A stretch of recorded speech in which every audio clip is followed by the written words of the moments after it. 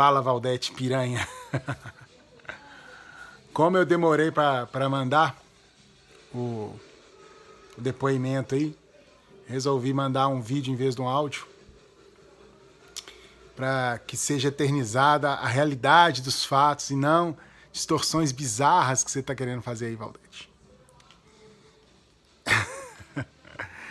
Seguinte, tudo começa porque os estudantes de engenharia não sabem nem fazer cálculo 1, nem integral, nem derivada, no máximo x dx.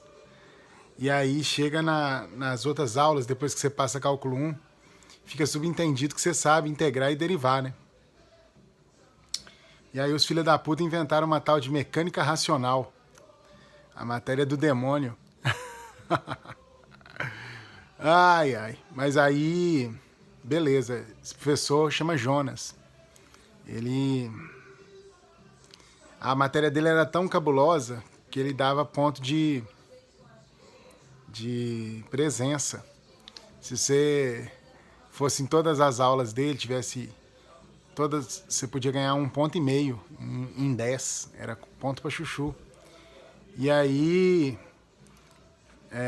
eu sempre ia para BH no final de semana e aí voltava para assistir a aula.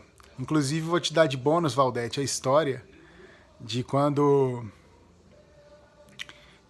eu voltei de BH um dia e depois do almoço, que era a aula dele de mecânica racional, e eu cheguei só para ver a aula, né? Literalmente para ficar viajando na aula. E aí eu sentei lá, né? Comecei a assistir aquele trem e tal. E a aula cabulosa e tal. E lá pelas tantas eu não aguentei dormir. Aí, quando eu acordei, só tava eu e ele na sala. Mas aí eu tive que botar a cara de pau e ir lá pedir ele minha presença, já que eu tinha ido lá assistir a aula. Mesmo tendo dormido metade da aula e acordado com a sala vazia. Mas enfim, a história que a Valdete quer não é essa, não. Isso foi só um bônus para a Valdete.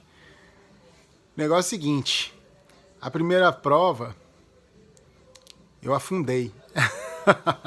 Eu e 80% da sala.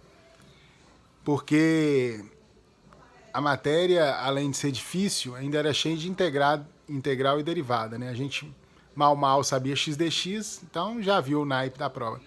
Só que aí eu percebi que dos exercícios que ele enchia o quadro, ele não tinha preguiça não. Eu gosto de professor que enchia o quadro. E eu percebi que um dos exercícios que caiu na prova era literalmente um exemplo igualzinho ele tinha dado na aula. Beleza, né? Dito isso e tomado o ferro na primeira prova, quando foi para a segunda prova, eu falei, eu estava indo nas aulas todas para tentar recuperar, né? Copiando a matéria, tudo, porque eu sempre copiei matéria e tal. Enfim, eu fui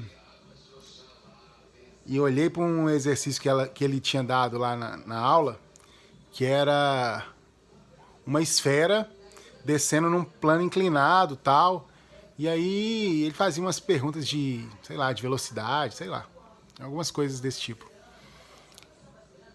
E aí eu olhei para aquele exercício, ele olhou para mim e eu falei, cara, vai cair esse aqui. O que eu fiz?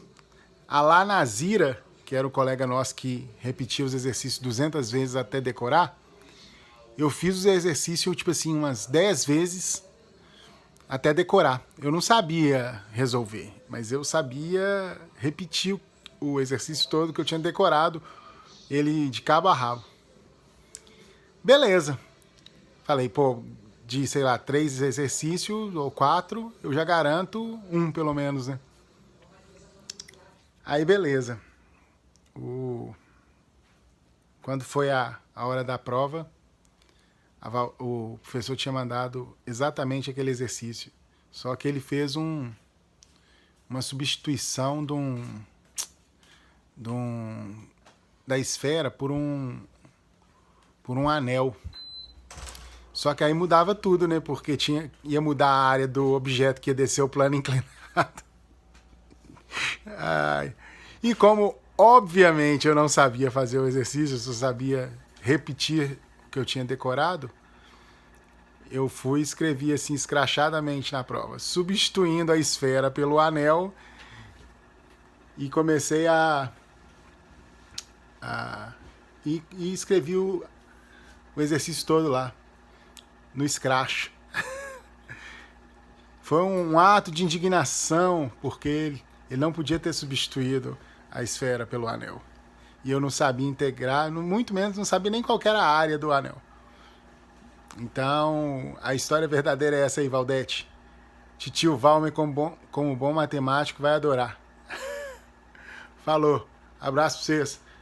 Vamos ver se, quem sabe ano que vem a gente não combina de passar o carnaval aí. Falou, galera.